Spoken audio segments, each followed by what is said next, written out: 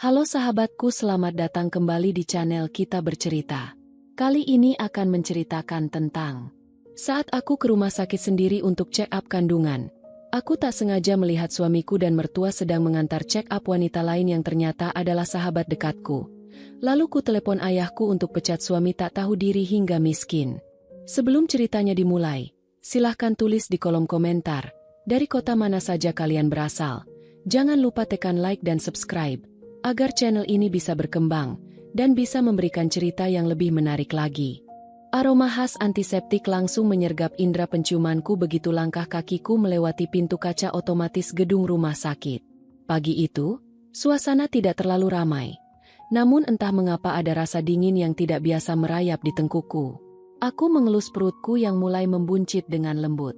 Di dalam rahimku, ada kehidupan kecil yang sedang tumbuh. Buah hati yang selama ini kunantikan bersama Mas Rama, suamiku. Hari ini adalah jadwal check up rutin kandunganku yang memasuki bulan kelima. Harusnya, hari ini menjadi hari yang membahagiakan. Namun, aku di sini sendirian. Sebelum berangkat, Mas Rama meneleponku dengan suara yang terdengar begitu panik sekaligus penuh sesal. Dia mengatakan ada proyek mendadak di kantor yang tidak bisa ditinggalkan. Sebuah urusan besar yang katanya menentukan masa depan karirnya di perusahaan ayahku. Sebagai istri yang berusaha pengertian, aku mengangguk dan tersenyum lewat sambungan telepon. Aku bahkan meyakinkannya bahwa aku bisa pergi sendiri. Lagi pula, ibu mertuaku juga bilang sedang ada urusan pengajian di luar kota sejak kemarin. Jadi aku tidak ingin merepotkan siapapun. Aku berjalan perlahan menuju ruang administrasi, menggenggam tas kecilku dengan jemari yang entah mengapa terasa sedikit gemetar. Setelah menyelesaikan administrasi, suster memintaku menunggu di koridor lantai 2, dekat ruang spesialis kandungan. Koridor itu cukup panjang dengan deretan kursi tunggu yang rapi. Aku memilih duduk di sudut yang agak lengang, mencoba mengusir rasa sepi dengan membaca brosur tentang nutrisi ibu hamil. Namun, konsentrasiku buyar saat mendengar sebuah tawa yang sangat kukenal. Suara tawa yang renyah, berpadu dengan suara lembut seorang wanita tua yang sangat akrab di telingaku. Aku mendongak, mengedarkan pandangan ke arah ujung koridor dekat apotek. Jantungku seketika berdegup 2 kali lebih cepat. Mataku membelalak, menolak mempercayai apa yang sedang disajikan oleh penglihatanku sendiri. Di sana, berjarak sekitar 10 meter dariku, berdiri 3 orang yang sangat memengaruhi hidupku.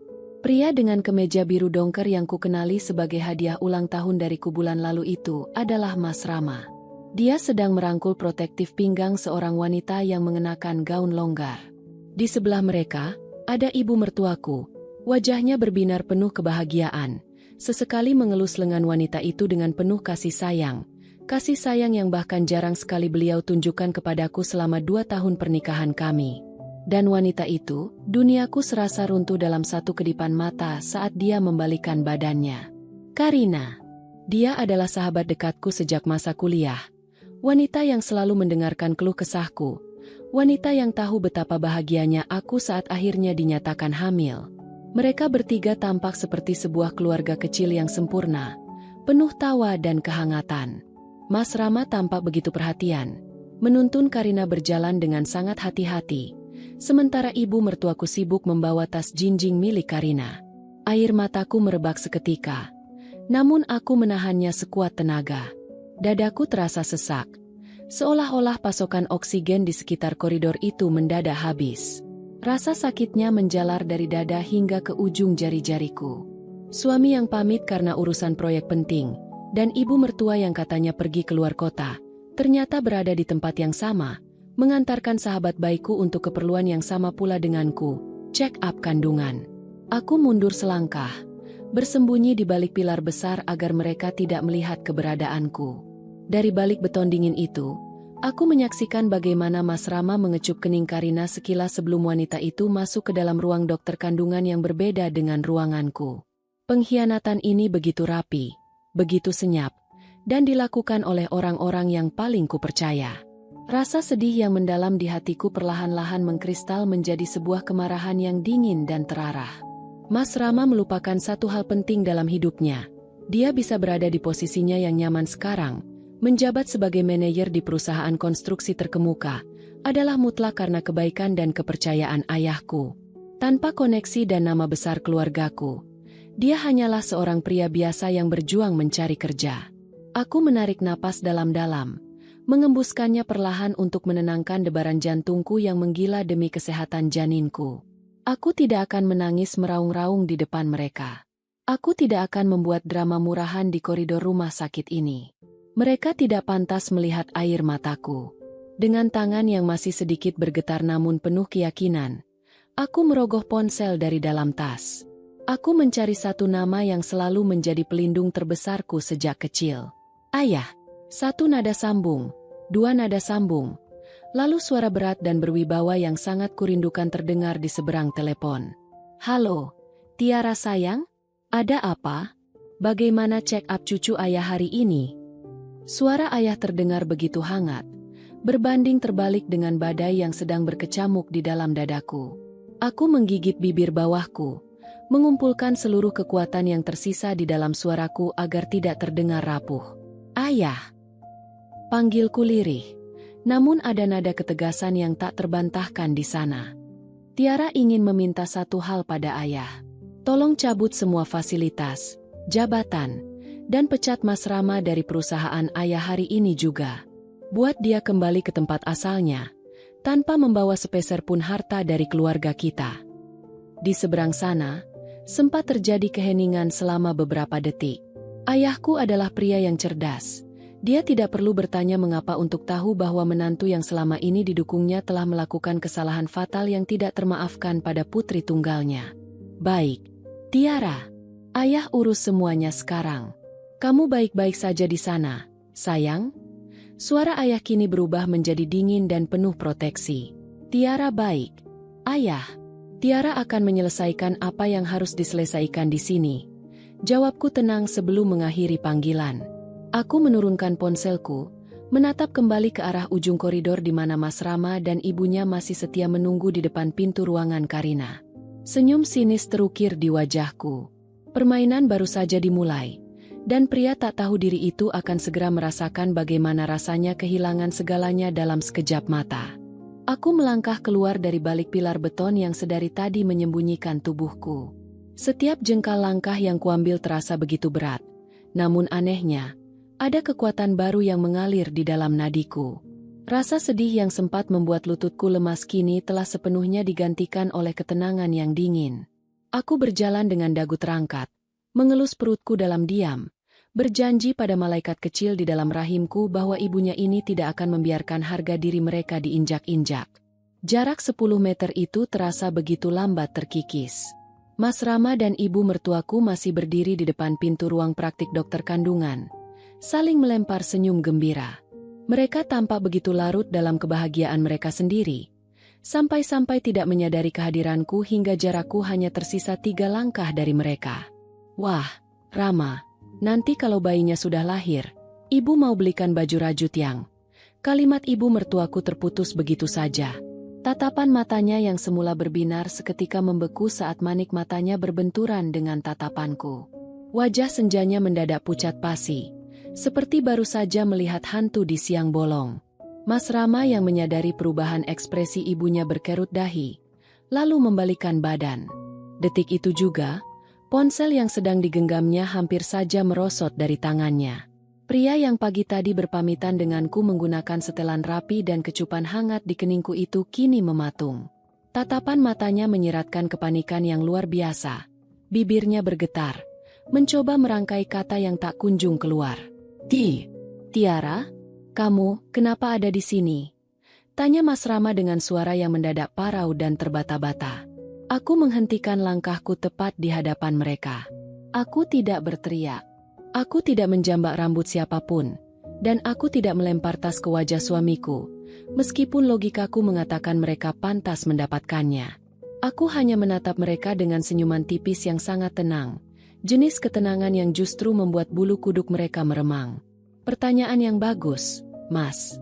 Jawabku dengan nada suara yang sengaja kubuat selembut mungkin, mematuhi kesantunan di tempat umum. Aku di sini tentu saja untuk melakukan hal yang sama dengan apa yang sedang kamu lakukan. Check up kandungan. Bukankah ini rumah sakit ibu dan anak? Ibu mertuaku berdeham gugup, mencoba membenahi posisi tas jinjing milik Karina yang sedang dipegangnya. Tiara, nak, ini tidak seperti yang kamu lihat.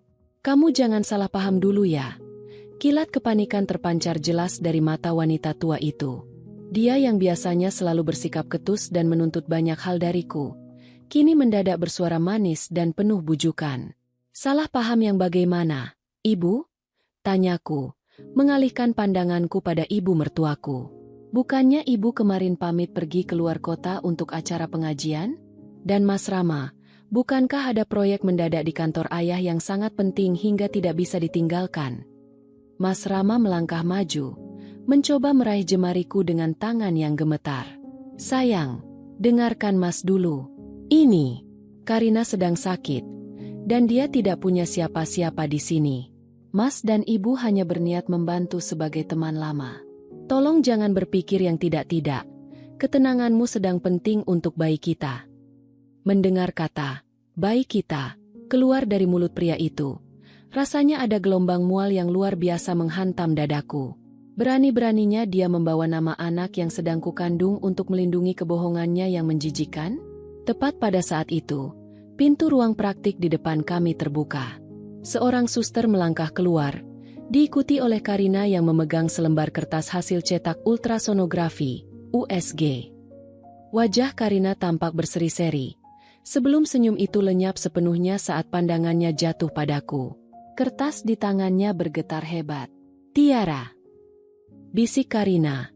Wajahnya memucat seketika. Sahabat yang sudah kuanggap seperti saudaraku sendiri itu kini menundukkan kepalanya dalam-dalam, tidak berani menatap mataku. Aku memandang mereka bergantian. Kebohongan ini sudah selesai. Topeng kesetiaan yang selama ini mereka pakai telah hancur berkeping-keping di lantai koridor rumah sakit ini. Di dalam hati, aku menghitung waktu. Ayahku adalah pria yang bergerak secepat kilat jika itu menyangkut kebahagiaanku.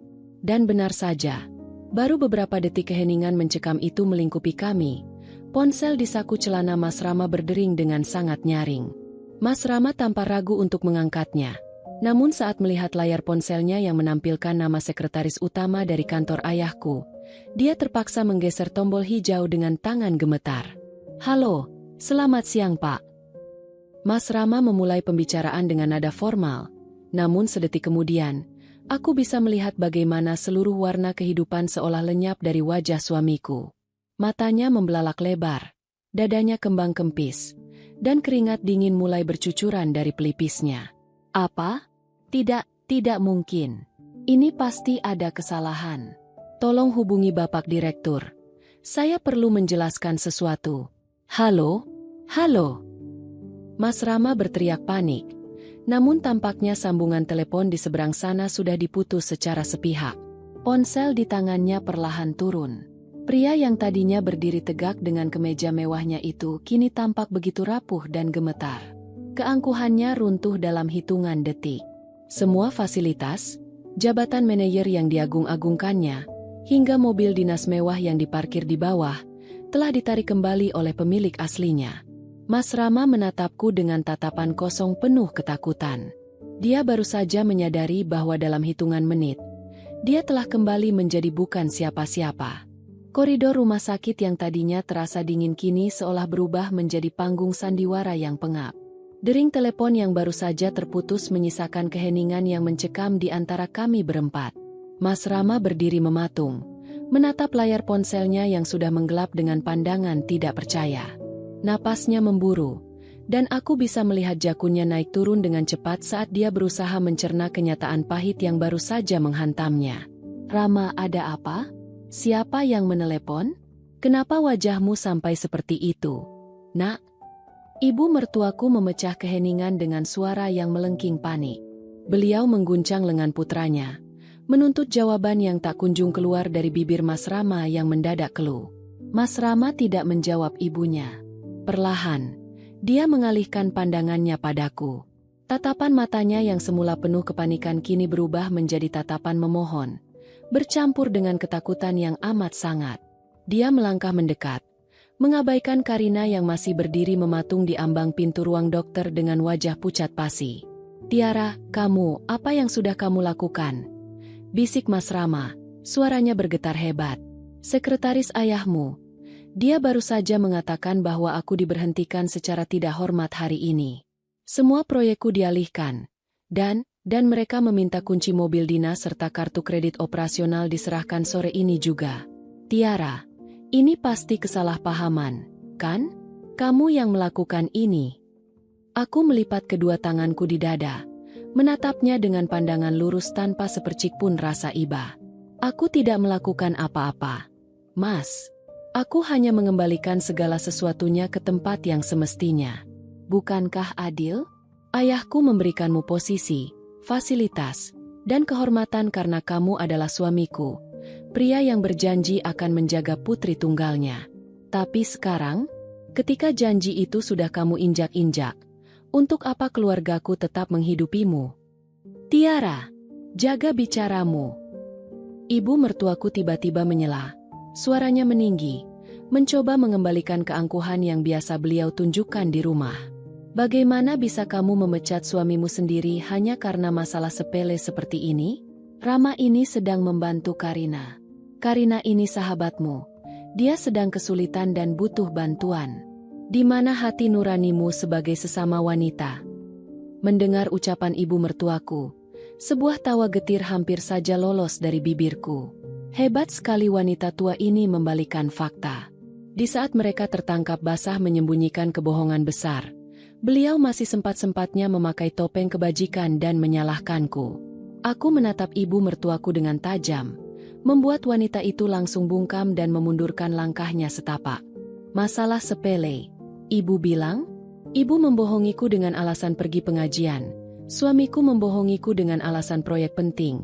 Dan kalian berdua mengantarkan sahabat dekatku ke dokter kandungan dengan begitu mesra, bahkan tanpa memberitahu aku sedikit pun. Apakah itu yang ibu sebut membantu teman?" Pandanganku kini beralih sepenuhnya pada Karina. Wanita yang selama ini selalu berbagi pakaian denganku, wanita yang sering menginap di rumahku, dan wanita yang selalu kupeluk saat dia menangis karena masalah hidupnya. Karina tampak gemetar. Air mata mulai menggenang di pelupis matanya. Namun dia tetap tidak berani mendongak menatapku. "Karina," panggilku dengan suara yang teramat tenang namun menusuk. "Tolong tatap aku. Tolong katakan pada sahabatmu ini, anak siapa yang sedang kamu kandung di dalam sana? Apakah anak dari pria yang sedang berdiri di sampingmu, yang statusnya masih menjadi suami sahku?" Karina tersentak. Dia meremas kertas hasil USG di tangannya hingga kusut. "Tiara, maafkan aku." Hanya kalimat itu yang mampu keluar dari bibirnya yang bergetar, diikuti oleh isak tangis yang mulai terdengar. Dia tidak membantah, dan tidak pula mengiyakan. Namun air mata dan sikap diamnya sudah lebih dari cukup untuk menjawab seluruh keraguanku. Kebenaran yang menjijikan itu kini terpampang nyata di depan mataku. Mas Rama tampak semakin panik melihat situasi yang semakin tidak terkendali. Dia menjatuhkan lututnya di atas lantai koridor rumah sakit, bersujud di hadapanku tanpa memedulikan beberapa pasang mata pengunjung rumah sakit yang mulai memperhatikan kami. "Tiara, demi anak kita yang ada di dalam kandunganmu, Mas mohon jangan seperti ini. Mas hilaf, Mas salah. Tapi tolong, jangan hancurkan karir Mas. Mas berjanji akan menyelesaikan semuanya dengan Karina. Mas akan memutuskan hubungan dengannya. Tolong telepon ayahmu kembali. Tiara, tanpa pekerjaan itu, Mas tidak punya apa-apa lagi." Ratap Mas Rama, mencoba menggapai ujung gamis yang kukenakan. Aku melangkah mundur, menjauhkan diriku dari sentuhannya yang kini terasa seperti racun. Menatap pria yang dulu begitu kupuja kini bersujud memohon harta di kakiku, membuatku sadar betapa rendahnya pria yang telah kupilih menjadi suami ini. Dia tidak menangisi pernikahannya yang hancur. Dia tidak menangisi perasaanku yang terluka. Yang dia tangisi hanyalah hilangnya kemewahan dan jabatan yang selama ini dia banggakan. "Semuanya sudah terlambat, Mas Rama," ucapku tegas, menatapnya dari atas dengan pandangan dingin. "Kamu bilang kamu tidak punya apa-apa lagi tanpa pekerjaan itu? Memang sejak awal kamu tidak punya apa-apa. Kamu hanyalah pria yang beruntung karena mendapatkan kepercayaan dari keluargaku. Dan hari ini, keberuntunganmu sudah habis. Aku berbalik.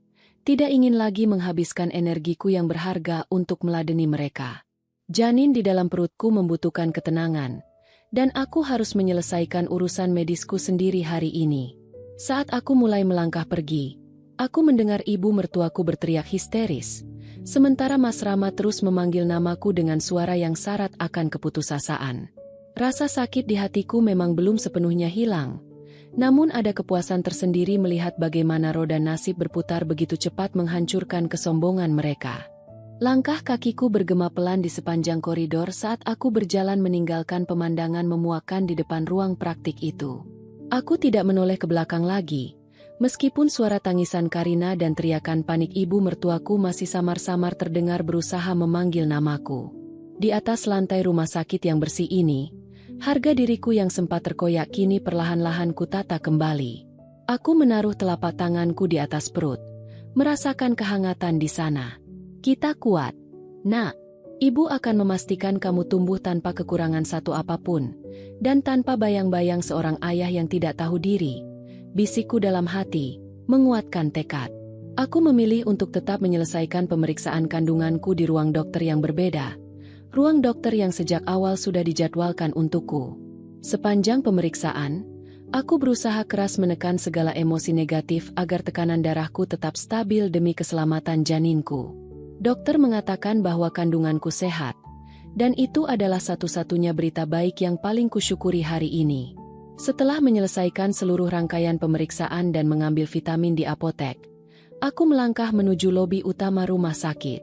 Di sana, sebuah mobil sedan hitam mewah yang sangat kukenal sudah terparkir rapi di dekat pintu lobi. Di samping pintu kemudi, berdiri Pak Joko, sopir pribadi ayah yang sudah bekerja dengan keluarga kami sejak aku masih kecil. Begitu melihatku keluar, Pak Joko dengan sigap membukakan pintu penumpang belakang dengan sikap penuh hormat. Silakan masuk, Non Tiara. Bapak sudah menunggu di rumah. Ucap Pak Joko dengan nada suara yang hangat namun menyiratkan rasa simpati yang mendalam.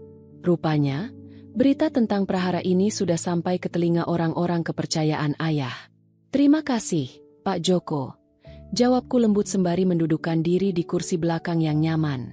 Begitu pintu tertutup, keheningan di dalam mobil membuatku bisa bernapas lega untuk pertama kalinya sejak pagi tadi. Perjalanan menuju rumah orang tuaku memakan waktu sekitar 30 menit. Sepanjang jalan, aku hanya menatap keluar jendela, melihat gedung-gedung bertingkat yang berlarian di luar. Aku merenungkan bagaimana pernikahan yang kubangun dengan penuh rasa saling percaya selama 2 tahun ini bisa hancur hanya dalam hitungan jam. Mas Rama, pria yang dulu datang ke rumah ayah dengan pakaian sederhana namun penuh janji manis untuk membahagiakanku, ternyata hanyalah seorang oportunis yang silau akan harta dan kenyamanan. Begitu dia merasa posisinya sudah aman di atas angin, dia dengan teganya bermain api di belakangku, bahkan dengan sahabat dekatku sendiri. Ketika mobil memasuki gerbang halaman rumah ayah, aku melihat sosok pria parubaya yang berwibawa sudah berdiri di ambang pintu utama. Ayah, wajahnya yang biasa tegas kini dipenuhi guratan kekhawatiran yang mendalam. Begitu aku turun dari mobil, ayah langsung melangkah lebar mendekatiku dan membawa tubuhku ke dalam pelukan hangatnya. Tiara putri ayah, bisik ayah, mengelus rambutku dengan penuh kasih sayang. Di dalam pelukan ayah, pertahananku yang sedari tadi kutahan sekuat tenaga di rumah sakit akhirnya runtuh juga. Air mataku menetes perlahan, membasahi kemeja ayah. Bukan karena aku meratapi hilangnya Mas Rama dari hidupku, melainkan karena rasa syukur yang luar biasa bahwa aku masih memiliki seorang ayah yang selalu siap menjadi benteng pelindungku. Sudah, sayang, jangan menangis lagi. Ayah sudah mengurus semuanya. Pria itu tidak akan pernah bisa menginjakkan kakinya di perusahaan ayah lagi, dan ayah sudah meminta tim hukum kita untuk membekukan semua aset yang diatasnamakan kalian berdua yang bersumber dari uang keluarga kita, kata ayah setelah mengurai pelukan kami, menatap mataku dengan penuh ketegasan. Kami berdua kemudian berjalan menuju ruang keluarga. Di atas meja jati yang besar, sudah terletak beberapa map dokumen. Ayah mempersilakanku duduk, lalu menyodorkan salah satu map berwarna biru kepadaku. Ini adalah surat gugatan cerai dan pencabutan hak-hak Rama atas fasilitas rumah yang sekarang kalian tempati. Rumah itu dibeli atas nama ayah. Jadi dia dan ibunya tidak punya hak sepeser pun untuk tinggal di sana lagi. Besok pagi, petugas kita akan mengosongkan rumah itu dan mengembalikan seluruh barang pribadinya ke rumah orang tuanya di kampung. Jelas ayah dengan nada suara yang tenang namun tak terbantahkan. Aku membuka map tersebut, membaca baris demi baris kalimat hukum yang tertera di sana. Tidak ada keraguan sedikit pun di dalam hatiku saat mengambil pena yang disodorkan oleh ayah. Dengan tangan yang mantap, aku membubuhkan tanda tanganku di atas kertas tersebut. Ini adalah tanda tangan yang akan membebaskanku dari belenggu pernikahan yang beracun, sekaligus awal dari pembuktian bahwa tanpa nama besar keluargaku, Mas Rama bukanlah siapa-siapa. Tiba-tiba, ponselku yang berada di dalam tas bergetar hebat. Layarnya menyala, menampilkan puluhan panggilan tak terjawab dan ratusan pesan singkat dari Mas Rama. Aku membuka salah satu pesan yang paling atas. Tiara, tolong angkat teleponku. Ibu pingsan di rumah sakit setelah tahu rumah kita akan disita besok. Mas mohon, beri Mas kesempatan kedua. Mas mencintaimu dan anak kita. Jangan biarkan Mas miskin seperti ini. Tiara, Mas tidak tahu harus kemana lagi jika semua ini diambil. Aku membaca pesan itu dengan senyuman dingin. Rasa cinta yang dulu memenuhi hatiku kini telah mengering tanpa sisa. Aku tidak membalas pesan tersebut. Alih-alih memberikan belas kasihan, aku memblokir nomor teleponnya, nomor ibunya, dan nomor Karina secara permanen. Pengemis harta seperti mereka tidak layak lagi mendapatkan ruang, bahkan hanya untuk sebuah balasan pesan singkat dari seorang Tiara. Malam harinya, rumah besar ayah terasa begitu tenang dan meneduhkan. Setelah makan malam yang dilewati dengan percakapan hangat bersama ayah, yang lebih banyak berfokus pada kesehatan janinku, aku memutuskan untuk beristirahat di kamar masa kecilku. Kamar ini masih sama, tidak ada yang berubah. Aroma vanila yang menenangkan dan dekorasi bernuansa pastel seolah menyambutku kembali ke pelukan rumah yang sesungguhnya. Rumah di mana aku selalu dihargai dan dilindungi, sangat berbeda dengan rumah yang kutempati bersama Mas Rama, di mana setiap sudutnya kini terasa terkontaminasi oleh kebohongan. Aku merebahkan tubuhku di atas kasur yang empuk, menatap langit-langit kamar. Ponselku yang sudah bersih dari nomor-nomor beracun itu tergeletak tenang di meja nakas. Namun, ketenangan itu tidak berlangsung lama ketika Mbak Sri, asisten rumah tangga senior di rumah ayah, mengetuk pintu kamarku dengan ragu-ragu. "Non Tiara, maaf mengganggu istirahatnya," ucap Mbak Sri setelah aku mengizinkannya masuk. Wajahnya tampak sungkan. Di luar, ada Den Rama sama ibunya. "Non." Mereka menangis di depan gerbang, memohon-mohon pada Pak Satpam untuk diizinkan masuk dan bertemu dengan Non Tiara atau Bapak. Aku mengembuskan napas perlahan. Ternyata mental pria itu memang selembek itu. Baru beberapa jam merasakan jabatannya dicabut dan fasilitasnya dihentikan, dia sudah datang mengemis seperti ini. "Ayah di mana, Mbak?" tanyaku dengan tenang. "Bapak sedang di ruang kerja, Non. Bapak sudah tahu kalau mereka datang, dan Bapak melarang Pak Satpam membuka gerbang." Tapi, Den Rama terus-menerus berteriak memanggil nama Non Tiara. Tetangga sampai ada yang menengok. Jelas Mbak Sri cemas. Aku bangkit dari tempat tidur. Aku tidak ingin menjadi pengecut yang bersembunyi di dalam kamar sementara kekacauan terjadi di luar. Aku adalah Tiara, putri tunggal dari seorang pengusaha terpandang, dan aku tidak akan membiarkan orang-orang itu mengotori halaman rumah keluargaku dengan drama murahan mereka. "Baik, Mbak. Saya akan menemui mereka. Tolong temani saya sampai ke teras," kataku dengan nada suara yang mantap. Aku berjalan menuruni tangga dengan langkah yang anggun namun tegas. Saat aku mencapai teras depan, aku bisa melihat dari balik jeruji besi gerbang tinggi rumah ayah. Di sana, di bawah temaram lampu jalan, Mas Rama berdiri dengan pakaian yang sudah kusut. Kemeja biru dongker yang dipakainya tadi siang kini tampak kuyu. Sekuyu wajahnya yang dipenuhi air mata dan keringat. Di sampingnya, ibu mertuaku duduk bersimpuh di atas trotoar, menangis sesenggukan sambil memegangi pilar gerbang. Tidak ada lagi sisa-sisa keangkuhan dari wanita tua yang siang tadi membentakku di koridor rumah sakit. Pak Satpam dan beberapa penjaga keamanan kompleks berjaga ketat di balik gerbang, memastikan kedua orang itu tidak berbuat nekat. Begitu melihat sosokku muncul di teras, Mas Rama langsung mencengkeram besi gerbang dengan histeris. Tiara, Tiara, sayang, Mas mohon keluar, Tiara. Teriak Mas Rama, suaranya parau dan serak. Mas minta maaf.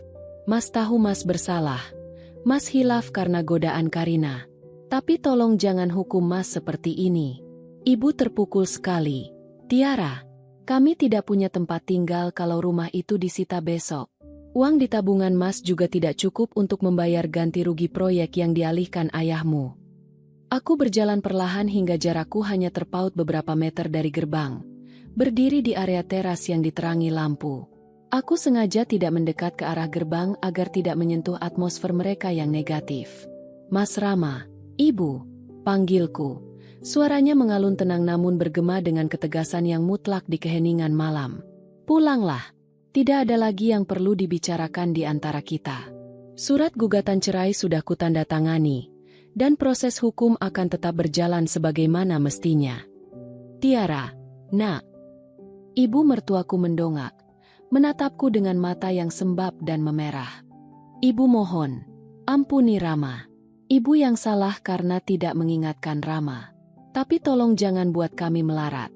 Nak, rumah di kampung sudah dijual untuk modal usaha Rama dulu. Kalau rumah yang sekarang diambil, kami mau tinggal di mana? Rama juga baru saja kehilangan pekerjaannya. Bagaimana kami bisa bertahan hidup? Mendengar ratapan itu, tidak ada setitik pun rasa bersalah di dalam hatiku. Mereka baru memikirkan masa depan dan cara bertahan hidup setelah semuanya hancur. Mengapa mereka tidak memikirkan perasaanku dan janin di dalam perutku saat mereka bersenang-senang di belakangku bersama Karina? Saat kalian memutuskan untuk membohongiku, kalian harusnya sudah siap dengan konsekuensi ini. Jawabku, menatap ibu mertuaku tanpa ekspresi. Ibu bilang takut melarat? Bukankah Mas Rama memiliki Karina sekarang? Biarkan Karina yang mengurus kalian. Seperti bagaimana kalian merawat dan mengantarkannya ke rumah sakit dengan penuh kasih sayang tadi siang. Sekarang, mintalah pertanggungjawaban pada wanita pilihan kalian itu. Tiara, Karina tidak punya apa-apa. Dia hanya menumpang di kontrakan kecil. Mas Rama menyela dengan nada frustrasi, memukul besi gerbang dengan tangan kosong. Mas tidak mencintainya seperti Mas mencintaimu. Tiara, Mas hanya tergoda. Tolong jangan biarkan Mas jatuh miskin seperti ini. Mas mohon. Kamu bukan tergoda, Mas. Kamu hanya serakah. Sahutku tajam, memotong kalimatnya. Kamu ingin kenyamanan dan harta dari keluargaku. Tapi di saat yang sama kamu juga ingin bermain-main di belakangku. Dan sekarang, permainanmu sudah selesai. Pak Satpam, aku menoleh ke arah komandan penjaga rumahku. Jika mereka tidak pergi dalam waktu 5 menit, silakan hubungi pihak berwajib atas gangguan ketertiban umum. Setelah mengatakan hal itu, aku membalikkan badan, mengabaikan teriakan histeris Mas Rama yang memanggil namaku berkali-kali. Aku melangkah kembali ke dalam rumah yang hangat, menutup pintu jati yang tebal itu rapat-rapat, mengunci rapat-rapat pula masa laluku yang kelam bersama pria tak tahu diri itu. Pagi hari berikutnya datang dengan membawa secercah cahaya matahari yang hangat, menembus celah-celah gorden kamar masa kecilku. Untuk pertama kalinya setelah sekian lama, aku terbangun tanpa rasa sesak di dada. Tidak ada lagi keharusan untuk menyiapkan keperluan pria yang ternyata bermuka dua, dan tidak ada lagi keharusan mendengar sindiran halus dari seorang ibu mertua yang tidak pernah merasa puas. Aku bangkit dari tempat tidur, mengelus perutku yang kini menjadi sumber kekuatan terbesarku. Selamat pagi, sayang. Hari ini kita mulai lembaran yang benar-benar baru. Bisikku lirih sembari tersenyum. Setelah membersihkan diri dan mengenakan gaun hamil berwarna hijau sage yang longgar namun anggun, aku turun ke lantai bawah. Suasana rumah ayah sudah sibuk sejak pagi. Di ruang makan, ayah sedang duduk sembari menikmati kopi hitamnya dan membaca beberapa berkas laporan kerja. Di samping meja makan, tampak beberapa staf dari tim hukum keluarga kami sedang berdiri rapi, menunggu arahan. Pagi, Tiara, bagaimana tidurmu? Nak, nyenyak? Tanya ayah. Langsung meletakkan berkasnya begitu melihatku mendekat. Senyum hangat seorang ayah yang begitu tulus menyambutku. Sangat nyenyak. Ayah, terima kasih. Jawabku sembari mengambil tempat duduk di sebelah beliau. Mbak Sri dengan sigap menyajikan semangkuk bubur ayam hangat dan segelas susu khusus ibu hamil untukku. Ayah mengangguk pelan, lalu menoleh ke arah salah satu pengacara senior keluarga kami, Pak Baskoro. Baskoro, silakan laporkan perkembangan tugasmu sejak tadi subuh kepada Tiara. Pak Baskoro melangkah maju, membetulkan letak kacamata framelesnya sebelum membuka sebuah map hitam. Selamat pagi, Ibu Tiara. Sesuai dengan instruksi Bapak dan persetujuan Ibu kemarin, tepat pukul 6 pagi tadi, tim kami bersama petugas keamanan aset telah mendatangi rumah yang sebelumnya Ibu tempati bersama saudara Rama. Aku menyendok buburku perlahan, mendengarkan dengan saksama tanpa memotong. Ada rasa penasaran yang menggelitik. Namun jiwaku tetap tenang. Bagaimana reaksinya, Pak Baskoro? Tanyaku dengan nada suara yang terkontrol. Terjadi sedikit kendala di lapangan. Ibu, saudara Rama dan ibunya ternyata baru kembali ke rumah itu menjelang subuh setelah semalam berada di depan gerbang rumah ini. Saat tim kami datang untuk mengosongkan rumah, mereka sempat menolak dan histeris. Ibu mertua Anda bahkan sempat mencoba menghalangi petugas dengan mengunci diri di dalam kamar utama. Pak Baskoro menjelaskan dengan detail. Wajahnya tetap profesional tanpa ekspresi. Namun, lanjut Pak Baskoro dengan senyum tipis. Karena status kepemilikan sertifikat rumah tersebut mutlak atas nama Bapak, dan kami membawa surat perintah pengosongan yang sah, mereka tidak bisa berbuat banyak. Semua barang pribadi milik saudara Rama dan ibunya telah kami kemas dengan rapi ke dalam kardus-kardus. Lalu kami muat ke dalam truk sewaan. Menurut laporan tim di lapangan, mereka akhirnya pergi meninggalkan kompleks menggunakan taksi daring, membawa barang-barang mereka menuju rumah kontrakan saudara Karina. Mendengar nama Karina disebut, aku hanya mengangguk pelan. Bayangan tentang bagaimana ekspresi Karina saat melihat pria pujaan hatinya datang ke kontrakannya yang sempit bukan lagi membawa kemewahan, melainkan membawa tumpukan kardus berisi pakaian dan seorang ibu yang terus meratap, sempat terlintas di benakku. Itu adalah konsekuensi yang harus mereka tanggung bersama atas benih pengkhianatan yang mereka tanam. Lalu bagaimana dengan mobil dan fasilitas lainnya? Tanya ayah, memastikan tidak ada satupun celah yang tersisa. Semua sudah ditarik. Pak, mobil dinas sudah berada di garasi kantor pusat sejak pukul 8 pagi ini. Kartu kredit operasional atas nama saudara Rama telah diblokir secara permanen. Dan untuk rekening bersama yang sempat digunakan untuk keperluan rumah tangga, sisa dana yang bersumber dari tunjangan Ibu Tiara sudah kami pindahkan ke rekening pribadi Ibu Tiara, menyisakan saldo minimal yang bersumber dari gaji saudara Rama sendiri. Jawab Pak Baskoro lugas. Bagus. Terima kasih. Baskoro, kamu bisa melanjutkan proses pendaftaran gugatan cerai ke Pengadilan Agama hari ini juga. Pastikan prosesnya berjalan cepat tanpa ada hambatan. Perintah ayah yang langsung diangguki oleh Pak Baskoro. Setelah tim hukum pamit undur diri, ruang makan kembali hening. Ayah menatapku dengan pandangan yang dalam, seolah sedang menilai kesiapan mentalku menghadapi badai yang baru saja dimulai ini. Tiara, ayah tahu ini tidak mudah untukmu, terutama dalam kondisi hamil seperti ini. Tapi ayah bangga melihat ketegasanmu, ucap ayah lembut, menggenggam jemariku yang bebas. Aku membalas genggaman tangan ayah dengan erat. Tiara tidak apa-apa. Ayah, justru karena ada anak ini di dalam perut Tiara, Tiara tidak boleh lemah. Tiara tidak mau anak ini tumbuh melihat ibunya ditindas dan dibohongi oleh orang-orang yang tidak tahu bersyukur. Lalu, apa rencana kamu selanjutnya? Apakah kamu hanya ingin berdiam diri di rumah? Tanya ayah, memancing pemikiranku. Aku tersenyum tipis, menatap lurus ke depan. Tidak, ayah. Selama ini, Mas Rama selalu melarangku ikut campur dalam urusan bisnis karena dia ingin aku menjadi istri yang penurut di rumah, yang ternyata hanya kedok agar dia bisa bergerak bebas di luar. Sekarang, Tiara ingin belajar. Tiara ingin masuk ke perusahaan ayah, mulai dari bawah, untuk memahami bagaimana cara memimpin dan menjaga aset keluarga kita. Aku harus kuat secara finansial dan mental demi masa depan anakku. Mendengar jawaban dari mulutku, Mata ayah tampak berkaca-kaca karena rasa haru. Beliau menepuk bahuku dengan bangga. Pilihan yang sangat bijak, putriku. Mulai besok, ayah akan menyiapkan ruangan dan mentor terbaik untukmu di kantor pusat. Mari kita tunjukkan pada dunia, dan pada pria itu, bahwa kamu bisa berdiri tegak di atas kakimu sendiri tanpa bayang-bayangnya. Pagi itu, untuk pertama kalinya setelah sekian lama, aku tidak lagi mengenakan daster atau gamis santai yang biasa kupakai di rumah bersama Mas Rama. Aku berdiri di depan cermin besar kamar masa kecilku, menatap pantulan diriku yang baru. Setelan blazer formal berwarna coklat muda berpotongan longgar menyamarkan perutku yang mulai membuncit, dipadukan dengan riasan wajah yang natural namun tegas. Sorot mataku yang dulu seringkali menyiratkan keraguan dan kepasrahan, kini telah berganti dengan binar keteguhan.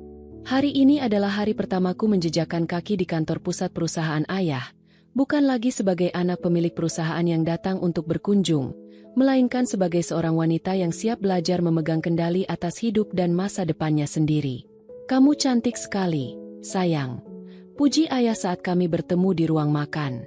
Ayah tampak sangat gagah dengan setelan jas hitamnya, dan senyum bangga tidak lepas dari wajah parubayanya melihat penampilanku pagi ini. Terima kasih, ayah.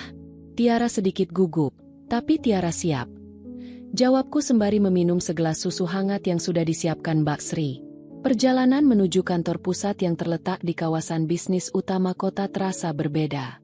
Jika dulu aku sering menghabiskan waktu di perjalanan dengan memikirkan menu makan malam apa yang disukai Mas Rama, atau mengkhawatirkan suasana hati ibu mertuaku, kini pikiranku dipenuhi oleh lembar-lembar rencana masa depan. Aku membaca beberapa profil singkat tentang divisi manajemen aset dan pengembangan bisnis yang dikirimkan oleh sekretaris ayah tadi malam. Aku ingin benar-benar memulai semuanya dari dasar. Gedung pencakar langit berlogo perusahaan keluargaku menyambut kedatangan kami. Saat melangkah melewati lobi utama, beberapa staf dan karyawan membungkuk hormat menyapa ayah. Di antara kerumunan itu, aku bisa merasakan beberapa tatapan penasaran yang diarahkan kepadaku. Berita tentang pemecatan Mas Rama secara mendadak 2 hari lalu tentu saja sudah menjadi buah bibir yang panas di kalangan karyawan. Namun aku memilih untuk tetap berjalan dengan dagu terangkat, mengabaikan kasakusuk yang samar terdengar. Ayah mengantarkanku langsung ke lantai 5, tempat divisi perencanaan dan pengembangan bisnis berada. Di sana, seorang wanita parubaya berwajah tegas namun ramah sudah menunggu kami. Beliau adalah Ibu Sarah, salah satu direktur senior sekaligus mentor yang ditunjuk ayah untuk membimbingku. Tiara, mulai hari ini kamu akan berada di bawah bimbingan Ibu Sarah. Belajarlah dengan baik, jangan sungkan untuk bertanya. Ucap ayah lembut sebelum mengecup keningku dan kembali ke ruangannya di lantai teratas. Ibu Sarah menyambutku dengan jabat tangan yang hangat. Selamat datang, Tiara. Saya sangat senang kamu memutuskan untuk bergabung. Mari saya tunjukkan ruanganmu dan berkas-berkas awal yang perlu kamu pelajari. Ruang kerjaku tidak terlalu besar, namun sangat nyaman dengan jendela besar yang menampilkan pemandangan kota. Di atas meja, sudah tertumpuk beberapa map laporan keuangan dan rencana proyek tahunan. Ibu Sarah tidak memperlakukanku dengan keistimewaan meskipun aku adalah anak pemilik perusahaan. Beliau langsung memberiku tugas untuk menganalisis laporan efisiensi beberapa proyek masa lalu, termasuk proyek yang sebelumnya dipegang oleh Mas Rama. Aku duduk di kursi kerjaku, mulai membuka lembar demi lembar berkas tersebut. Saat mataku membaca laporan proyek yang pernah dipimpin oleh Mas Rama, aku menemukan banyak sekali kejanggalan. Selisih anggaran yang tidak masuk akal, pemilihan vendor yang tidak kompeten namun berbiaya tinggi, serta beberapa pengeluaran hiburan yang tidak relevan dengan pekerjaan. Hatiku berdesir tajam. Pria itu ternyata tidak hanya mengkhianati pernikahanku, tetapi juga telah menyalahgunakan kepercayaan dan kemurahan hati ayahku demi keuntungan pribadinya, atau mungkin demi memanjakan Karina di belakangku. Ternyata kamu jauh lebih tidak tahu diri dari yang kukira, Mas, bisikku lirih, meremas ujung pulpen di tanganku. Rasa geram sempat menyergap, namun aku segera menguasai diri. Aku mencatat semua temuan itu dengan rapi di buku catatanku. Ini akan menjadi bukti tambahan yang sangat kuat jika dia berani mempersulit proses perceraian kami di pengadilan nanti. Fokusku pada pekerjaan baru membuat waktu berputar begitu cepat. Tak terasa, jam sudah menunjukkan pukul 1 siang. Saat aku sedang beristirahat sejenak sembari mengelus perutku yang mulai terasa lapar, ponsel khusus pekerjaan yang baru diberikan oleh kantor bergetar. Sebuah pesan dari resepsionis di lobi bawah masuk ke ruang pesanku. "Selamat siang, Ibu Tiara. Maaf mengganggu waktu Anda." Di lobi utama ada seorang wanita bernama Karina yang bersikeras ingin menemui Anda. Beliau menolak untuk pergi sebelum bertemu dengan Ibu. Apakah Ibu bersedia menerimanya? Membaca nama itu, senyum sinis kembali terukir di wajahku. Rupanya, efek dari hilangnya seluruh fasilitas Mas Rama mulai membuat kehidupan mereka berantakan lebih cepat dari perkiraanku. Sahabat yang dulu merebut suamiku itu kini datang mencariku di tempat kerjaku. Aku menyandarkan tubuhku di kursi, menarik napas dalam-dalam sebelum mengetik balasan dengan jemari yang tenang. "Izinkan dia naik ke lantai 5. Bawa dia ke ruang pertemuan kecil di sebelah ruangan saya. Aku tidak akan lari." Ini adalah saat yang tepat untuk menunjukkan kepada Karina bahwa posisi kami sekarang sudah jauh berbeda. Dia hanyalah wanita yang mendapatkan sisa-sisa kehancuran, sementara aku sedang bersiap untuk terbang lebih tinggi. Aku merapikan blazer coklat mudaku sebelum melangkah keluar dari ruang kerja. Di koridor lantai 5 yang sunyi, aroma kopi dari pantry berbaur dengan ketegangan yang samar-samar kurasakan di udara. Aku berjalan menuju ruang pertemuan kecil yang letaknya hanya beberapa meter di sebelah ruanganku. Pintu kaca buram itu sedikit terbuka, menampilkan siluet seorang wanita yang duduk gelisah di dalam. Begitu aku mendorong pintu dan melangkah masuk, Karina langsung berdiri dari kursinya. Penampilannya hari ini sungguh jauh berbeda dari sosok berseri-seri yang kulihat di koridor rumah sakit 2 hari lalu. Gaun hamilnya tampak sedikit kusut, riasan wajahnya seadanya, dan lingkaran hitam di bawah matanya tidak bisa disembunyikan. Tas jinjing mewah yang dulu sering dipamerkannya, yang sekarang aku tahu dibeli menggunakan uang suamiku, tampak diletakkan begitu saja di atas meja jati. "Tiara," bisik Karina. Suaranya terdengar serak. Dia melangkah maju seolah ingin meraih tanganku, namun aku segera mengangkat sebelah tanganku ke udara, memberi isyarat agar dia tetap di tempatnya. "Duduklah, Karina. Kita tidak sedang berada di rumah atau di kampus. Ini kantorku, dan waktuku tidak banyak." Ucapku dengan nada suara yang sangat formal dan dingin, tanpa sedikit pun intonasi kemarahan yang meluap-luap. Aku menarik kursi di seberang meja dan duduk dengan anggun, melipat kedua tanganku di atas meja. Karina perlahan kembali duduk. Jemarinya saling bertautan dengan gugup di atas pangkuannya. "Tiara, aku tahu kamu sangat membenciku. Aku tahu apa yang aku dan Mas Rama lakukan tidak bisa dimaafkan. Tapi aku mohon, tolong dengarkan aku kali ini saja sebagai teman." "Teman?" Aku memotong kalimatnya dengan senyuman tipis yang syarat akan sarkasme. Sejak kapan seorang teman datang ke dokter kandungan bersama suami temannya sendiri secara sembunyi-sembunyi? Jangan mengotori kata itu. "Karina, katakan saja apa tujuanmu datang ke sini." Karina menundukkan kepalanya. Air mata mulai menetes membasahi pipinya yang tirus. "Rumah kontrakan tempatku tinggal sekarang sangat sempit, Tiara. Dan sejak kemarin, rumah itu mendadak penuh dengan kardus-kardus barang Mas Rama. Ibu mertuamu, maksudku, Ibu Rama, terus-menerus menangis dan menyalahkanku atas semua yang terjadi.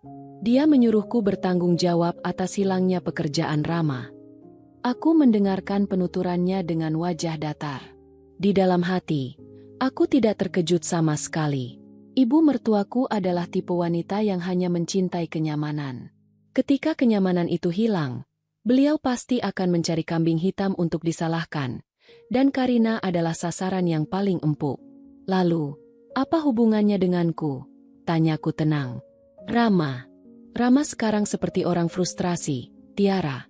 Tangis Karina pecah, meskipun dia berusaha meredam suaranya agar tidak terdengar sampai keluar ruangan.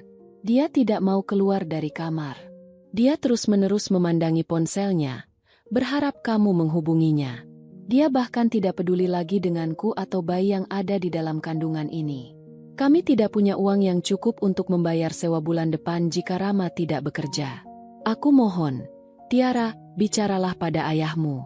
Biarkan Rama kembali bekerja, meskipun bukan sebagai manajer.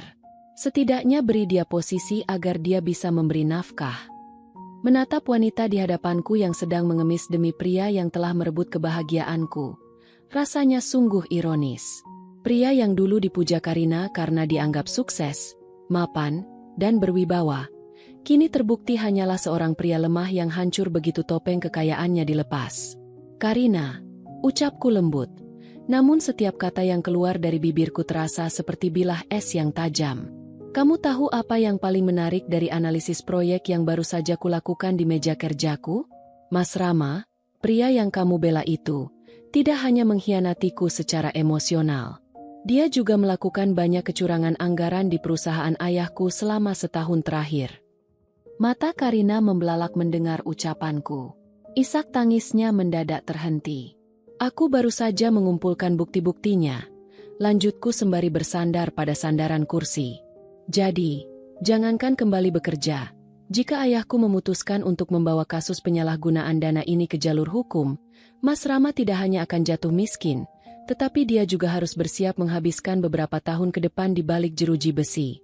Dan kamu tahu apa artinya itu untuk kalian berdua, kan?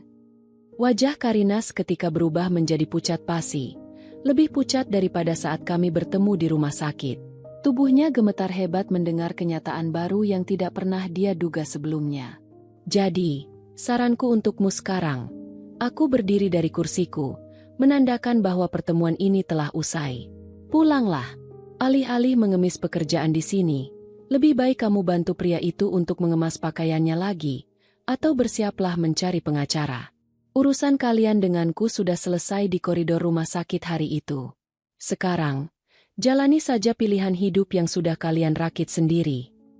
Aku membalikkan badan, berjalan menuju pintu keluar tanpa menoleh lagi ke arah Karina yang kini terduduk lemas di kursinya, menangisi masa depan yang baru saja dia hancurkan sendiri dengan keserakahannya.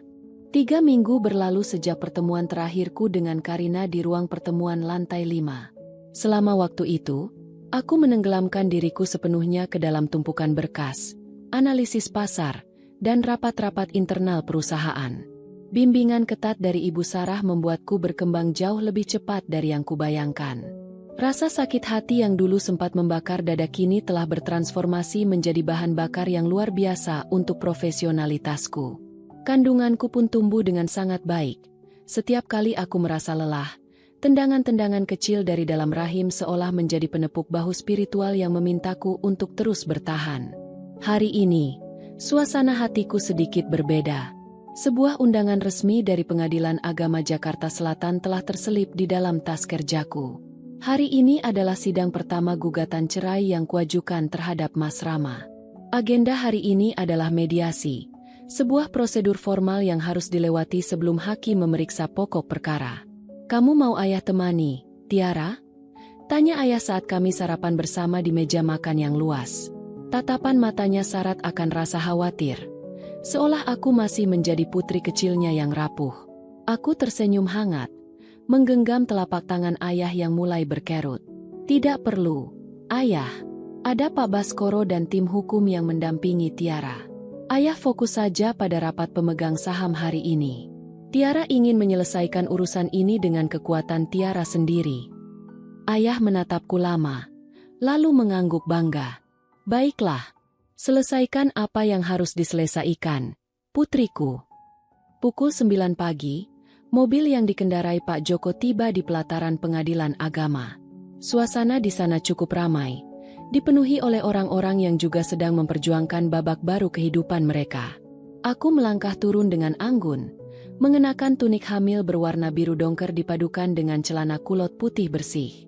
Kacamata hitam bertengger di pangkal hidungku, memberikan kesan tegas yang tak tersentuh. Pak Baskoro sudah menunggu di dekat lobi utama bersama 2 orang asistennya. Selamat pagi, Ibu Tiara. Pihak tergugat sudah hadir sejak 30 menit yang lalu. Mereka menunggu di koridor sebelah kanan ruang mediasi. Lapor Pak Baskoro sembari membimbingku masuk melewati pemeriksaan keamanan. Aku hanya mengangguk pelan. Saat kami berjalan menuju ruang tunggu, Pandanganku langsung tertuju pada sudut koridor yang ditunjuk Pak Baskoro. Di sana, duduk Mas Rama bersama ibunya. Penampilan pria itu membuatku hampir pangling. Tidak ada lagi sisa-sisa pria perlente dengan kemeja bermerek dan rambut yang tertata rapi dengan pomade mahal. Mas Rama mengenakan kemeja polos yang tampak agak kusam. Celana kainnya longgar seolah berat badannya turun drastis dalam beberapa minggu ini. Wajahnya kuyu dengan janggut tipis yang tidak terawat. Di sebelahnya, ibu mertuaku duduk dengan menyandarkan kepala ke dinding koridor. Wajahnya tampak sangat lelah dan menua 10 tahun. Mereka berdua tampak seperti sepasang tunawisma yang tersesat di koridor hukum. Begitu menyadari kehadiranku, Mas Rama langsung menegakkan tubuhnya. Matanya yang merah berbenderang melihatku. Dia bangkit berdiri, melangkah tergesa-gesa mendekatiku. Namun Pak Baskoro dan seorang asistennya dengan cekatan langsung memasang badan, menghadang langkah Mas Rama agar tidak terlalu dekat denganku. Tiara, tolong bicara denganku sebentar saja, seru Mas Rama. Suaranya terdengar serak dan penuh keputusasaan. Mas mohon, Tiara, batalkan gugatan ini. Kita bisa mulai lagi dari awal. Demi anak kita. Mas sudah tidak berhubungan lagi dengan Karina. Mas bersumpah. Aku menghentikan langkahku, menurunkan sedikit kacamata hitamku untuk menatapnya langsung. Mulai dari awal, Mas, di saat kamu sudah menanam benih di rahim wanita lain? Di saat kamu mengkhianati kepercayaan ayahku? Lucu sekali mendengarmu berbicara tentang masa depan. Tiara, nak. Ibu mertuaku kini ikut mendekat dengan langkah gontai. Air matanya mulai berlinang. Ampuni Rama. Nak, kami sudah menerima balasannya. Rumah kontrakan kami sangat tidak layak. Setiap hari ada saja tetangga yang membicarakan kami. Rama juga ditolak di mana-mana saat melamar kerja karena surat rekomendasi dari perusahaan ayahmu sangat buruk. Tolong jangan ceraikan Rama. Satukan kembali keluarga ini. Keluarga yang mana, Ibu? Tanyaku dengan nada suara yang sangat tenang namun bertenaga. Menarik perhatian beberapa orang di sekitar koridor. Keluarga yang dibangun di atas kebohongan? Maaf, tapi aku menghargai diriku dan anakku terlalu tinggi untuk kembali ke dalam kubangan lumpur yang kalian buat sendiri. Tepat pada saat itu, seorang petugas pengadilan membuka pintu ruang mediasi dan memanggil nama kami. Panggilan untuk perkara nomor 412, Saudari Tiara dan Saudara Rama, silakan memasuki ruang mediasi. Aku membetulkan letak tas jinjingku, menatap Mas Rama untuk terakhir kalinya sebelum melangkah masuk. Ayo, Mas, mari kita selesaikan sandiwara ini di hadapan hakim mediator. Jangan buat proses ini menjadi lebih memalukan untuk dirimu sendiri. Suasana di dalam ruang mediasi terasa begitu sunyi dan dingin. Hanya ada sebuah meja kayu panjang yang memisahkan posisiku dengan Mas Rama. Di ujung meja, duduk seorang hakim mediator. Seorang wanita parubaya berwajah teduh namun memiliki tatapan mata yang sangat jeli. Pak Baskoro berada di sampingku, sementara Mas Rama duduk sendirian tanpa didampingi oleh satupun pengacara. Sebuah bukti nyata bahwa kondisi finansialnya kini tidak lagi mampu membiayai jasa hukum. Baik, setelah membaca berkas gugatan dari Saudari Tiara, kita akan memulai proses mediasi. Di sini, saya bertugas untuk menjembatani. Apakah masih ada celah untuk perdamaian di antara kedua belah pihak? Tanya hakim mediator dengan suara yang lembut namun berwibawa. Sebelum aku sempat bersuara, Mas Rama sudah memajukan tubuhnya ke arah meja. Jemarinya mencengkeram tepi kayu dengan erat. Ada, Bu Hakim. Saya sangat ingin berdamai. Saya masih mencintai istri saya, dan saat ini istri saya sedang mengandung anak kami yang pertama. Saya mengakui saya telah melakukan kesalahan besar, namun saya berjanji akan memperbaiki semuanya jika Tiara memberikan saya satu kesempatan lagi. Mendengar penuturan itu, aku tidak merasa goyah sedikit pun. Aku menarik napas dalam-dalam, lalu menatap hakim mediator dengan ketenangan yang mutlak. Ibu hakim yang saya hormati, ucapku, memotong pandangan memohon dari Mas Rama. Bagi saya, tidak ada lagi celah untuk perdamaian. Pengkhianatan yang dilakukan oleh suami saya bukan sekadar kehilafan satu waktu, melainkan sebuah hubungan terencana yang bahkan telah menghasilkan kehamilan pada wanita lain, yang tidak lain adalah sahabat dekat saya sendiri. Selain itu, faktor hilangnya rasa saling percaya dan rasa aman sudah tidak mungkin lagi bisa dipulihkan. Kehadiran saya di sini adalah mutlak untuk menuntut hak saya untuk berpisah. Hakim mediator mengangguk-angguk pelan, mencatat sesuatu di atas kertasnya. Beliau kemudian menoleh ke arah Mas Rama. "Saudara Rama, apakah benar apa yang disampaikan oleh istri Anda?" Mas Rama menundukkan kepalanya dalam-dalam. Bahunya tampak bergetar, dan sebuah isak tangis yang tertahan mulai terdengar dari bibirnya. "Benar, Bu, tapi saya terpaksa. Saya bingung. Sekarang hidup saya sudah hancur. Saya kehilangan pekerjaan, kehilangan rumah, dan ibu saya sakit-sakitan karena stres. Saya tidak punya apa-apa lagi sekarang. Tiara, tolong jangan egois. Pikirkan nasib anak kita nanti kalau lahir tanpa seorang ayah." Ratapnya, "Mencoba menggunakan janinku sebagai senjata terakhir untuk melunakkan hatiku. Jangan pernah menyebut anakku sebagai alasan atas keseriusan dosamu, Mas." Sahutku tajam. Suaranya sedikit meninggi namun tetap terkontrol di dalam ruang sidang. "Anak ini akan jauh lebih menderita jika harus tumbuh besar melihat ibunya tidak dihargai dan melihat ayahnya hidup dalam kebohongan. Mengenai hidupmu yang hancur, itu bukan karena aku egois, melainkan karena kamu sedang memanen apa yang kamu tanam sendiri." Pak Baskoro kemudian meminta izin kepada hakim mediator untuk menyerahkan selembar dokumen tambahan. "Ibu Hakim, demi kelancaran proses dan membuktikan bahwa mediasi ini sudah tidak lagi efektif, kami juga melampirkan hasil temuan audit internal perusahaan klien kami, di mana saudara tergugat telah terbukti melakukan penyalahgunaan dana operasional selama menjabat. Kami sengaja belum melaporkan ini ke pihak kepolisian karena klien kami masih menghormati proses persidangan di pengadilan agama ini." Mendengar kata audit internal dan kepolisian, Mas Rama mendongak seketika dengan wajah yang pucat pasi. Ketakutan yang amat sangat terpancar dari matanya. Dia tahu benar, jika tim hukum keluargaku melangkah satu jengkal saja ke ranah hukum pidana, riwayat hidupnya akan benar-benar tamat di dalam sel tahanan. Hakim mediator memeriksa dokumen yang diserahkan Pak Baskoro, lalu mengembuskan napas panjang. Beliau menatap Mas Rama dengan pandangan penuh rasa sesal. "Saudara Rama, dalam mediasi, kedua belah pihak harus memiliki landasan moral yang kuat untuk bersatu kembali. Namun melihat bukti-bukti dan keteguhan sikap dari saudari Tiara, saya menyatakan bahwa mediasi hari ini gagal. Perkara ini akan langsung dilanjutkan ke sidang pokok perceraian." Ketukan palu kecil di atas meja pembatas itu seolah menjadi suara paling merdu yang pernah kudengar sepanjang tahun ini. Mas Rama langsung menyandarkan punggungnya ke kursi dengan lemas, menatap langit-langit ruang mediasi dengan pandangan yang kosong. Aku bangkit dari dudukku, membetulkan letak blazernu, lalu membungkuk hormat kepada hakim mediator. Saat aku berjalan keluar dari ruangan tersebut, aku merasa tubuhku menjadi jauh lebih ringan. Beban masa lalu itu telah tertinggal di dalam ruangan dingin itu.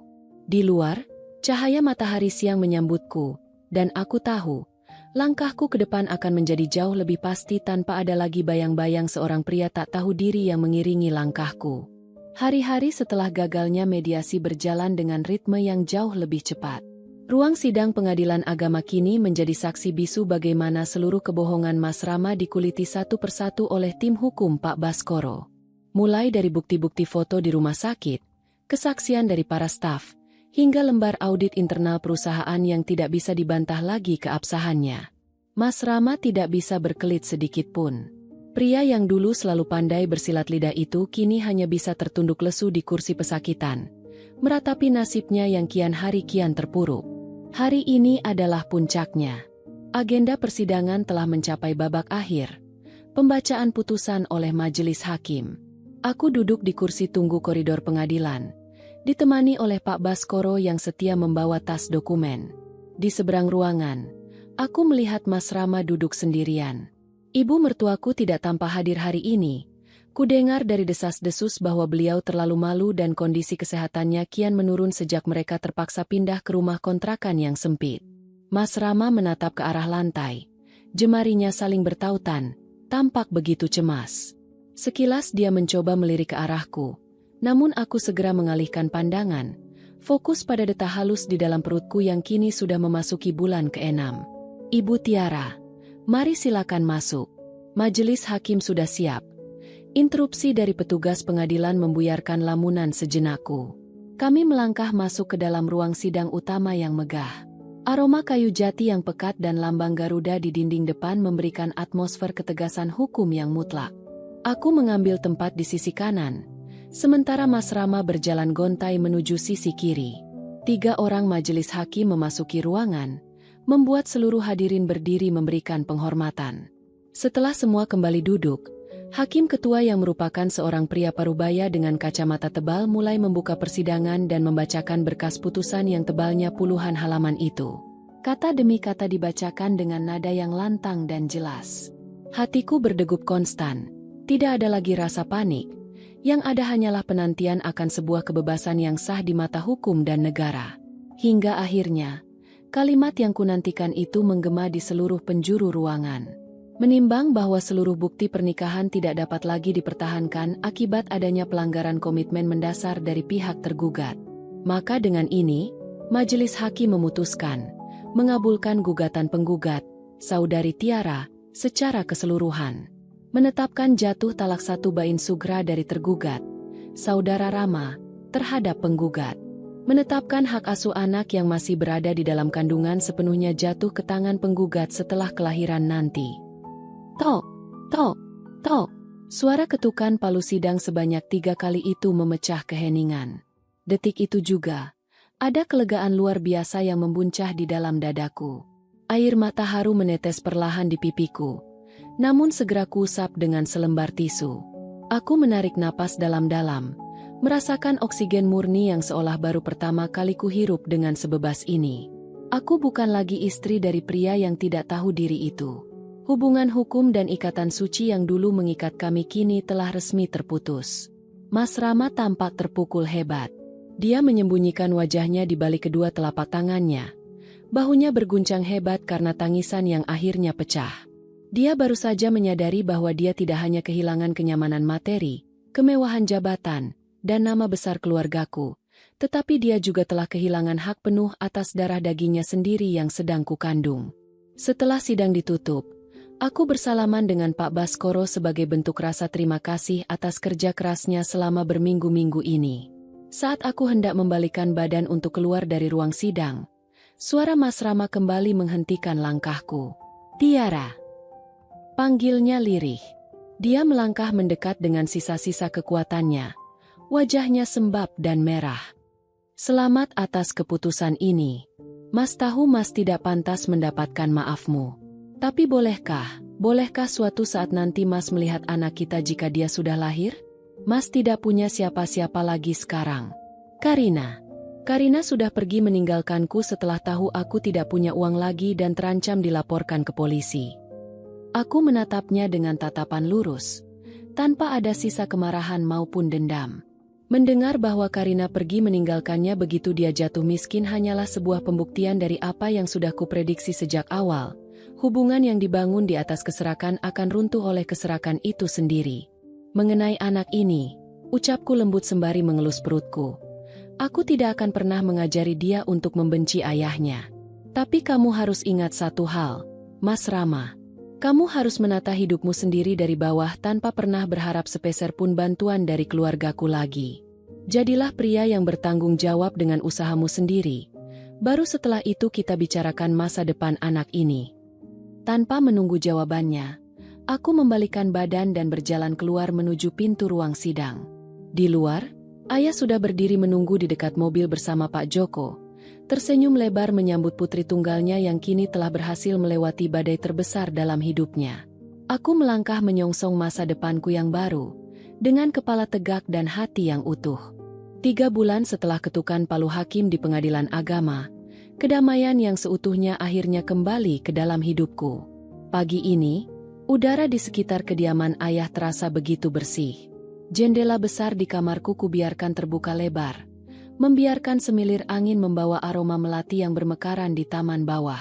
Di sudut ruangan, Sebuah ranjang bayi berwarna putih bersih dengan kelambu tipis sudah tertata rapi. Hari yang kunantikan. Hari yang dulu sempat kuragukan bisa kulewati dengan senyuman. Kini telah tiba di ambang pintu. Aku berkaca sejenak, mengelus perutku yang sudah sangat besar. Hari ini adalah prediksi hari lahir buah hatiku. Tidak ada lagi rasa takut atau kesepian yang dulu menggelayut. Di sebelah cermin, terletak sebuah plakat penghargaan kecil dari perusahaan ayah. Sebulan yang lalu, analisis efisiensi proyek yang kubuat berhasil menyelamatkan salah satu anak cabang perusahaan dari kerugian besar. Ibu Sarah bahkan memujiku di depan dewan direksi sebagai talenta muda yang paling potensial. Aku telah membuktikan pada diriku sendiri, dan pada dunia, bahwa seorang wanita yang hancur hatinya bisa bangkit menjadi jauh lebih kuat dan mandiri. Non Tiara, sudah waktunya minum vitamin. Suara lembut Mbak Sri terdengar dari balik pintu yang terbuka sedikit. Namun, belum sempat aku menjawab, sebuah rasa mulas yang luar biasa dan berpola mendadak mencengkeram perut bawahku. Aku terkesiap, berpegangan pada pinggiran meja rias. Mbak Sri, sepertinya ketuban saya pecah. Ucapku dengan napas yang mulai teratur satu-satu. Seketika, seisi rumah menjadi sibuk yang penuh haru. Ayah, yang kebetulan belum berangkat ke kantor, langsung berlari menaiki tangga dengan wajah panik sekaligus bahagia. Beliau membimbingku masuk ke dalam mobil dengan sangat hati-hati. Sepanjang perjalanan menuju rumah sakit, ayah tidak pernah melepaskan genggaman tangannya dari jemariku. Kuat, Tiara. Ayah di sini. Sayang, kamu adalah putri ayah yang paling hebat. Bisiknya berkali-kali, mengusap keringat di pelipis hatiku. Proses persalinan itu berjalan dengan penuh perjuangan. Di dalam ruang bersalin, di bawah bimbingan dokter dan tim medis yang ramah, aku mengerahkan seluruh sisa kekuatan yang kumiliki. Setiap kali rasa sakit yang teramat sangat itu datang, aku tidak lagi mengingat pengkhianatan di koridor rumah sakit itu sebagai beban, melainkan sebagai sebuah batu pijakan yang membuatku kokoh sekarang. Aku tidak menangis meratapi nasib. Aku berjuang dengan keanggunan seorang ibu yang siap menyambut dunianya yang baru. Hingga tepat pada pukul 2 siang, sebuah tangisan melengking yang sangat nyaring memecah ketegangan di dalam ruangan. Oek, oek. Air mata yang sedari tadi kutahan akhirnya tumpah ruah, mengalir hangat di sudut mataku. Dokter meletakkan bayi mungil yang berkulit kemerahan itu di atas dadaku untuk proses inisiasi menyusu dini. Saat kulit lembutnya bersentuhan dengan kulitku, matanya yang kecil perlahan terbuka, menatapku seolah tahu bahwa wanita yang sedang memeluknya ini adalah benteng terkuatnya. Bayinya laki-laki, Ibu Tiara, tampan dan sangat sehat. Ucap dokter dengan senyuman hangat. Ayah melangkah mendekat, mencium keningku dengan air mata yang menggenang di mata tuanya. Beliau menatap cucu pertamanya dengan rasa haru yang tidak terbendung. Terima kasih, Tiara. Kamu membuat ayah menjadi orang paling bangga di dunia hari ini. 1 bulan kemudian. Sore itu, suasana halaman rumah sakit tempatku melakukan kontrol pasca melahirkan tampak teduh. Aku berjalan perlahan di jalur pedestrian taman rumah sakit sembari mendorong kereta bayi berwarna biru muda.